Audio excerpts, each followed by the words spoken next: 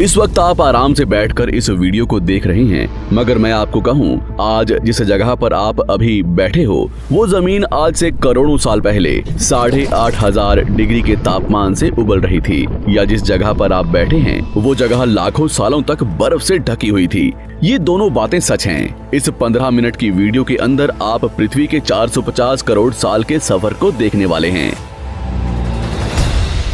जिस जगह आज हमारा सौरमंडल है, वहाँ विभिन्न प्रकार की गैस और धूल के बादल हुआ करते थे। वैज्ञानिकों के मुताबिक इन धूल के बादलों से दूर एक तारा हुआ करता था। वक्त के साथ साथ उस तारे की ऊर्जा कम होने लगी, जिसके कारण उसके अंदर एक विशाल विस्फोट हुआ। विस्फोट की वजह से अंतरिक्ष की ये धूल एक दूसरे से दबने लगी। इस दौरान बादलों में स्थित धूल के कण दबाव और गर्मी के कारण बड़े उल्कापिंड और पत्थरों में परिवर्तित हो चुके थे, और इसी दबाव की वजह से इन बादलों में स्थित रेडियो एक्टिव पदार्थ ने ग्रेविटी का निर्माण किया। इस ग्रेविटी के कारण बीच में हाइड्रोजन और हीलियम इकट्ठा होने लगे। बीच के इस भयंकर दबाव के कारण एक विशाल विस्फोट हुआ, और इसी विस्फोट के कारण हमारे सूरज का जन्म हुआ। अंतरिक्ष में फैले एस्टेरॉयड यानी क्षुद्र ग्रहों में भारी वजन की वजह से सूरज के करीब आकर सूरज की परिक्रमा करने लगे। धीरे धीरे इन्हीं एस्टेरॉयड में भारी टकराव हुआ, जिसके फलस्वरूप मरकरी, विनस, अर्थ और मार्स जैसे ग्रहों का निर्माण हुआ। वैज्ञानिकों के मुताबिक उस वक्त पृथ्वी और मार्स यानी मंगल ग्रह के बीच थिया नामक ग्रह सूरज की परिक्रमा किया करता था। पृथ्वी पर ग्रेविटी होने की वजह से सूरज की परिक्रमा करने वाले एस्टेरॉयड अब पृथ्वी की परिक्रमा करने लगे, और धीरे धीरे करोड़ों सालों तक ये पृथ्वी पर गिरते रहे। और ऐसी घटना हमारे पड़ोसी ग्रह थिया पर भी हो रही थी, जिसके कारण थिया पृथ्वी के और करीब आने लगा और आकर पृथ्वी से टकराया। इस भयंकर टकराव की वजह से पृथ्वी के हिस्से कणों के रूप में अंतरिक्ष में फैल गए और एक रिंग्स की तरह पृथ्वी की परिक्रमा करने लगे। इन्हीं परिक्रमा करते हुए कणों में टकराव होने लगा, जिसके कारण हमारे चांद का निर्माण हुआ। उस वक्त पृथ्वी पर सिर्फ एक ही समुद्र हुआ करता था, और वो था 1900 डिग्री सेल्सियस की तापमान पर उबलते हुए लावे का। उबल रही थी वो सारी चीजें जिसे आज आप अलग अलग नाम से जानते हैं। वक्त के साथ साथ पृथ्वी धीरे धीरे ठंडी हो रही थी, जिसके कारण पृथ्वी के भारी तत्व जैसे धातु और रेडियो एक्टिव पदार्थ पृथ्वी के केंद्र में जाकर इकट्ठा हो गए, और हल्के पदार्थ पृथ्वी की सतह पर आ गए। लाखों सालों तक पृथ्वी पर उल्कापिंडों की बरसात हुई, और इन गिरते हुए उल्कापिंडों में जमा था नमक, मिनरल्स और पानी। करोड़ों सालों तक इन उल्कापिंडों की बरसात होती रही, और धीरे धीरे पृथ्वी की ऊपरी सतह पानी से ढकने लगी। वैज्ञानिकों के मुताबिक यही वो वक्त था जब दूर गहरे पानी के अंदर निकलते ज्वालामुखियों से पहली बार सूक्ष्म जीवों का निर्माण हुआ। लाखों सालों बाद एक वक्त ऐसा आया जब पृथ्वी की पूरी सतह पानी से ढक चुकी थी। हमारी पृथ्वी के सबसे अंदर का कोर रेडियो एक्टिव पदार्थ से बने होने की वजह से हरदम गर्म होता रहता है, लेकिन जब भी पृथ्वी की ऊपरी जमीन ठंडी हो जाती है, तब पृथ्वी के अंदर की गर्मी बाहर नहीं निकल पाती, जिसके कारण ज्वालामुखियों का निर्माण होता है। और उस वक्त कुछ ऐसा ही हुआ। पानी से ढकी हुई पृथ्वी पर हजारों की तादाद में ज्वालामुखी निकलने लगे, और आने वाले लाखों सालों तक इन ज्वालामुखियों का निकलना जारी रहा, जिससे पानी के ऊपर जमीन का निर्माण हो रहा था। इस वक्त भी पृथ्वी पर वातावरण ना होने की वजह से अंतरिक्ष से उल्कापिंडों की बरसात हो रही थी। आज से लगभग 300 करोड़ साल पहले पृथ्वी पर ऐसा वक्त आया जब पृथ्वी का वातावरण लगभग स्थिर होने लगा था। ज्वालामुखी निकलने धीरे हो गए थे, और पृथ्वी का एक दिन 12 घंटे का हुआ करता था। साल बीतते गए, और धीरे धीरे ये सूक्ष्म जीव विकसित होते गए और समूह में रहने लगे। आज से लगभग 250 करोड़ साल पहले पहली बार पृथ्वी पर ऐसे जीवों का निर्माण हुआ जो जीने के लिए ये पानी के अंदर के मिनरल्स यानी खनिज पदार्थ और धूप का इस्तेमाल करते थे, और मल त्याग के रूप में ऑक्सीजन बाहर निकालते थे। इस वक्त तक पृथ्वी पर ज्यादातर ज्वालामुखी निकलने बंद हो चुके थे, और इन माइक्रोबैक्टीरिया की वजह से वातावरण में ऑक्सीजन की मात्रा बढ़ रही थी। वातावरण में ऑक्सीजन बढ़ने की वजह से पृथ्वी का वायुमंडल बनना शुरू हुआ, और आने वाले हजारों सालों तक वातावरण में ऑक्सीजन की मात्रा बढ़ती रही। जिसकी वजह से पृथ्वी के ज्यादातर हिस्सों में ये सूक्ष्म जीव फैल गए। हजारों सालों बाद एक वक्त ऐसा आया जब पृथ्वी में ज्यादा ऑक्सीजन बढ़ने के कारण ये सूक्ष्म जीव मरने शुरू हो गए।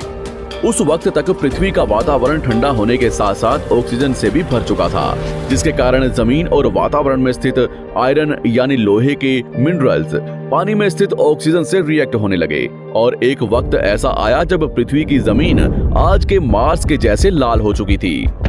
वक्त बीतने के साथ साथ धरती की टेक्टोनिक प्लेट, आमतौर पर जब धरती पर सूरज की किरणें गिरती हैं तब जमीन उन किरणों को सोख लेती है, मगर क्योंकि पूरी पृथ्वी बर्फ से ढक चुकी थी और क्योंकि बर्फ सफेद और चमकीली होती है, जिसके कारण सूरज की किरणें धरती पर गिरने के बाद वापस चली जाती थी। इसी कारण से पृथ्वी कई लाखों सालों तक बर्फ से ढकी रही, मगर फिर से पृथ्वी के अंदर स्थित गर्मी ज्वालामुखी के रूप में निकलना शुरू हो गई और इन ज्वालामुखियों से निकलने वाली गर्मी ने बर्फ को पिघलाना शुरू कर दिया। इसी बीच पृथ्वी की गहराई में बचे कुछ सूक्ष्म जीव धीरे धीरे बदल रहे थे और अब वो ऑक्सीजन को अपने शरीर को बड़ा और जटिल बनाने के लिए इस्तेमाल करने लगे थे। इस बीच पानी में अलग से भी छोटे समुद्री पौधे निकलने शुरू हो चुके थे। बाहर जैसे जैसे ज्वालामुखी निकल रहे थे वैसे वैसे वातावरण कार्बन डाइऑक्साइड की वजह से गर्म हो रहा था। वक्त के साथ साथ बर्फ तो पिघलने लगी, मगर धरती पर फिर से एसिड की वर्षा शुरू हो गई, जिसके कारण फिर पृथ्वी ठंडी होने लगी और फिर पृथ्वी की ज्यादातर सतह बर्फ से ढक गई। ऐसा बार बार कई हजारों सालों तक होता रहा और इसी कारण से अब समुद्री जीव धीरे धीरे वातावरण के हिसाब से विकसित हो रहे थे। इस बीच कई सारे जीव और समुद्री जंगल्स विलुप्त हो गए, मगर जो बच गए वो धीरे धीरे पृथ्वी के बदलते तापमान के हिसाब से ढलते गए और अब हजारों सालों बाद समुद्री पेड़ बर्फ की वजह से पूरी तरह से मरते या सूखते नहीं थे। अब सूक्ष्म जीव समुद्री जीव बन चुके थे। जब फिर से ज्वालामुखियों ने पृथ्वी की बर्फ को पिघलाना शुरू किया, तब ये समुद्री पेड़ जल्दी विकसित होकर फैल गए। धीरे धीरे वातावरण में ऑक्सीजन की मात्रा बढ़ने लगी और पृथ्वी पर होने वाली एसिड की वर्षा कम होने लगी। वातावरण में ऑक्सीजन आने की वजह से पृथ्वी की ओजोन लेयर्स मोटी होने लगी और आज से लगभग 47 करोड़ साल पहले पृथ्वी की ऊपरी सतह पर पहली बार मोसोस नामक प्लांट उगना शुरू हुआ। वक्त के साथ साथ जमीन पर अलग अलग प्रकार के पौधे और पेड़ उगना शुरू हुए। एक वक्त ऐसा आया जब जमीन के पेड़ों की लंबाई लगभग 80 से 100 फीट जितनी या आज के 5 से 6 मंजिला बिल्डिंग जितनी ऊंची हो चुकी थी। ये वो वक्त था जब समुद्री जानवर समुद्र से बाहर निकल रहे थे और जमीनी जानवरों में परिवर्तित हो रहे थे। धरती की ज्यादातर जमीन एक जगह इकट्ठी हो चुकी थी, जिसे आज हम पैंजिया महाद्वीप के नाम से जानते हैं। पृथ्वी का वातावरण और तापमान लगभग स्थिर हो चुका था और अब करीब 21 से 23 घंटे का दिन हुआ करता था। अब समुद्री जीव पानी से बाहर रहने लगे थे और वातावरण के हिसाब से उनके शरीर का रंग रूप बदल रहा था। धीरे धीरे ये जमीनी जानवर डायनासोर्स में परिवर्तित हो गए। जिन डायनासोर्स ने पेड़ पौधे खाने शुरू कर दिए, उनका शरीर लंबा और विशाल रूप से विकसित होने लगा। कुछ डायनासोर्स शिकार किया करते थे, जिसके कारण वे छोटे और तेज होते चले गए।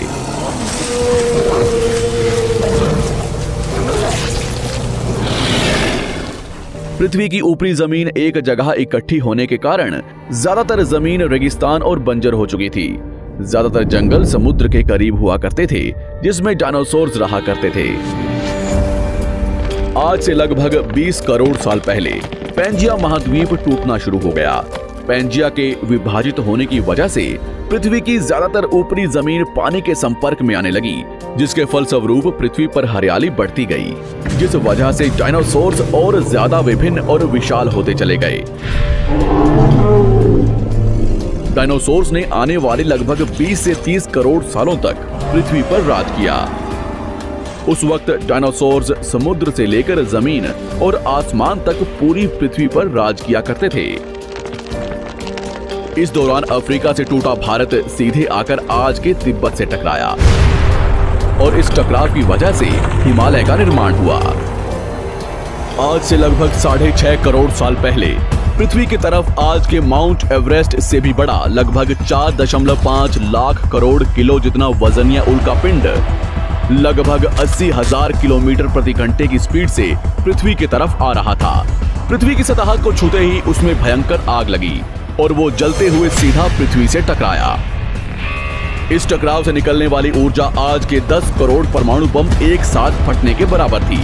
जहां ये उल्कापिंड गिरा, वहां के जानवर और पेड़ तुरंत भाप बनकर जल गए। गिरते ही पृथ्वी पर पूरी तरह धूल फैलने लगी। समुद्र में भयंकर बाढ़ आने लगी। भूकंप और आग ने पृथ्वी को जलाना शुरू कर दिया।